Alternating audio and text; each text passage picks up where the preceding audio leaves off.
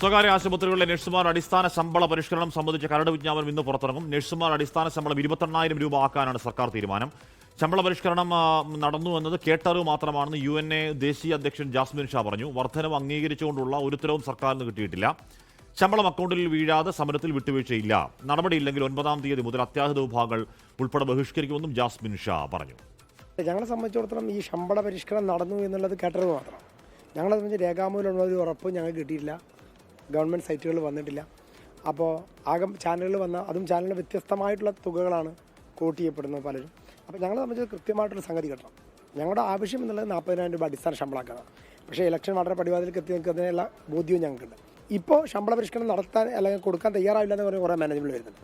അപ്പോൾ ഇതേ മാനേജ്മെൻറ്റാണ് കുറച്ച് മുമ്പ് സർക്കാർ വിജ്ഞാപനം ഇറക്കിയാൽ ഞങ്ങൾ നൽകാൻ തയ്യാറാണെന്നുള്ള അറിയിച്ചത്. അപ്പോൾ സ്വാഭാവികമായിട്ട് ഈ ശമ്പളം ഞങ്ങളുടെ ഓരോരുത്തരുടെയും അക്കൗണ്ടുകളിൽ എത്തണം.